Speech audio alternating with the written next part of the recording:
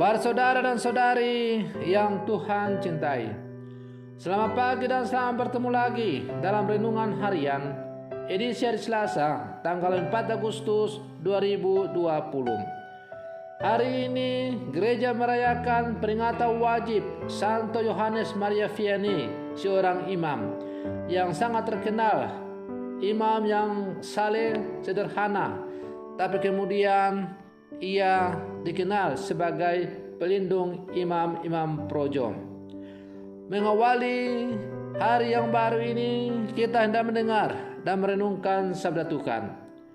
Marilah sebelum mendengar dan merenungkan sabda Tuhan, kita berdoa. Dalam nama Bapa dan Putra dan Roh Kudus. Amin.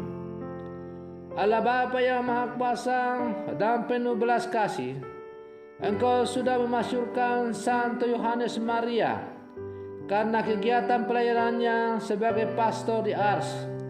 Semoga berkat doa dan teladannya kami berusaha membawa sesama kepada cinta kasih Kristus dan dapat memperoleh kemuliaan abadi bersama mereka. Bersabdalah ya Tuhan, kami siap untuk mendengarkan. Terpujilah Engkau Bapa, Putra dan Roh Kudus, kini dan sepanjang segala masa. Amin. Para saudara dan saudari yang Tuhan cintai, sabda Tuhan yang hendak kita dengar dan kita renungkan pada hari ini diambil dari bacaan hari ini sesuai dengan kalender liturgi, yaitu Injil Matius pasal 15 ayat 1 sampai 2, dilanjutkan dengan ayat 10 sampai 14. Tuhan sertamu. Inilah Injil Tuhan kita Yesus Kristus menurut Santo Matius. Sekali peristiwa, datanglah kepada Yesus beberapa orang Farisi dan ahli Taurat dari Yerusalem. Mereka berkata, "Mengapa murid-muridmu melanggar adat istiadat nenek moyang? Mereka tidak membasuh tangan sebelum makan." Yesus lalu memanggil orang banyak dan berkata kepada mereka, "Dengarkan dan camkanlah, bukan yang masuk ke dalam mulut yang menajiskan orang, melainkan yang keluar dari mulut, itulah yang menajiskan orang." Maka datanglah para murid dan bertanya kepada Yesus,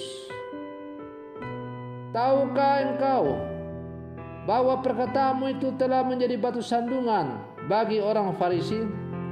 Tetapi Yesus menjawab, "Setiap tanaman yang tidak ditanam oleh Bapakku yang di surga akan dicabut sampai akar-akarnya. Biarkanlah mereka itu. Mereka itu orang buta yang menuntun orang buta. Jika orang buta menuntun orang buta, pasti keduanya jatuh ke dalam lubang." Demikianlah Injil Tuhan. Para saudara dan saudari yang Tuhan cintai, apakah tidak mencuci tangan sebelum makan merupakan tindakan yang melanggar hukum Taurat? Ada dua pandangan mengenai hal tersebut. Bagi orang Farisi dan ahli Taurat, perbuatan itu sudah melanggar hukum Taurat. Tetapi bagi Yesus, ia mengatakan tidak. Ada dua alasan mengapa Yesus mengatakan demikian. Pertama, Yesus menegur kemunafikan mereka karena menggantikan hukum Taurat dengan ajaran tradisi mereka.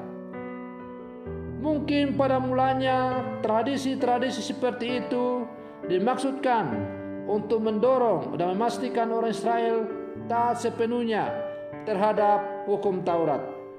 Misalnya, tradisi menjanjikan persembahan uang atau harta yang diberikan ke Bait Allah. Mungkin dimaksudkan supaya umat setia beribadah kepada Allah. Praktiknya tradisi ini bahkan mengizinkan seseorang untuk mengabaikan perintah Tuhan yang lebih prinsip, yaitu menghormati orang tua. Yang kedua, Sebenarnya makan dengan tangan yang belum dicuci tidak melanggar hukum Taurat. Inti hukum Taurat bukan terletak pada peraturan-peraturan jasmani, melainkan terletak di hati. Hati yang kudus akan menghasilkan perbuatan kudus, bukan sebaliknya. Oleh karena itu, Yesus mengecam tradisi yang hanya mementingkan tindakan lahiriah, tetapi mengabaikan yang Tuhan inginkan. Atau dengan kata lain, hukum diberikan oleh Allah kepada manusia sebagai sarana yang harus dipakai oleh manusia untuk menuju kepada hukum yang tertinggi, atau Dia yang berada di balik hukum itu ialah Allah itu sendiri. Dengan demikian, hukum bukanlah tujuan, tetapi hukum hanyalah merupakan sarana untuk menuju kepada Dia yang tertinggi, yaitu Allah itu sendiri. Sebaliknya, orang-orang yang Farisi atau ahli Taurat telah mengubah hukum dari sarana menjadi tujuan. Maka kalau orang tidak melaksanakan apa yang tertulis di dalam hukum Taurat, maka mereka dianggap berdosa.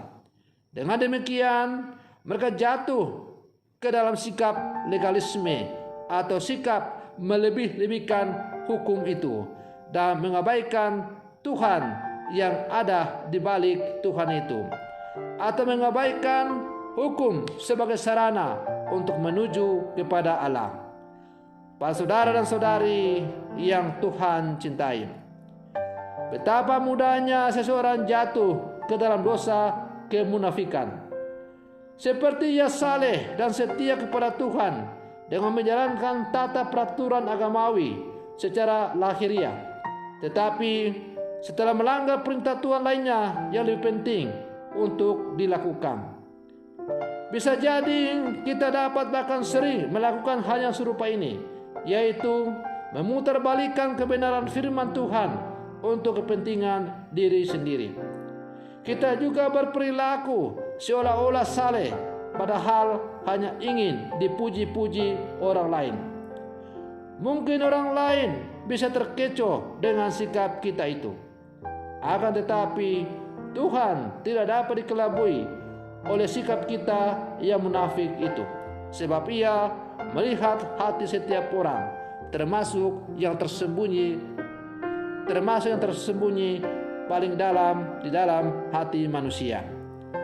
Para saudara dan saudari yang Tuhan cintai, sebagai murid-murid Yesus yang hidup di zaman sekarang, kita diajak untuk mencontoh teladan hidup imam sederhana dari kampung yang namanya Kampung Ars, yaitu Maria Yohanes Vianney. Dia ini ketika kuliah, prestasi akademiknya itu amat pas-pasan. Dan karena itu ketika ia ditabiskan menjadi imam, ia ditempatkan di paroki yang terpencil di kampung, di mana umatnya itu adalah orang-orang kampung yang sederhana, yang tidak berpendidikan, dengan maksud supaya Yohanes Maria Vianney ini tidak membuat malu rekan-rekan yang lain karena ia tergolong imam yang bodoh. Tetapi apa yang bodoh bagi Allah, bagi manusia, ternyata bagi Allah itu sungguh luar biasa. Maria Vianney yang dianggap bodoh secara akademik itu akhirnya menjadi seorang yang sangat terkenal karena kebijaksanaannya, karena kedekatannya dengan Tuhan, sehingga begitu banyak orang, bahkan para uskup, para kardinal datang untuk meminta nasihat kepadanya. Nah, para saudara dan saudari yang Tuhan cintai, apa yang bodoh bagi manusia, apa yang jelek bagi manusia, tetapi bagi Allah itu belum tentu, karena Allah lah yang mengetahui setiap hati manusia. Yohanes Maria Vianney telah membuktikan hal itu. Ia menjadi orang yang sangat terkenal oleh karena Allah tahu apa yang ada di dalam hatinya. Hatinya yang suci, hatinya yang saleh telah dipakai oleh Allah untuk menyelamatkan banyak orang, dan mewartakan tentang kasih Allah yang sungguh-sungguh kepada manusia. Maka marilah kita sebagai murid-murid Yesus yang hidup zaman sekarang, kita mencontoh teladan hidup imam kita, gembala kita, Yohanes Maria Vianney. Semoga kita menjadi orang-orang saleh yang suci, apa adanya di depan Tuhan, dan bukan menjadi orang-orang munafik supaya kita disanjung-sanjung orang. Kita tidak mencari pujian dari Allah, kita tidak mencari pujian dari manusia, tetapi kita mencari pujian dari Allah. Dan pujian dari Allah itu ialah bahwa kita akan menikmati hidup kekal bersama dengan Tuhan. Semoga permenungan saya ini semakin menghantar kita untuk menjadi orang-orang Katolik yang sejati yang hidup di zaman sekarang. Semoga demikian. Selamat pagi. Tuhan Yesus memberkati.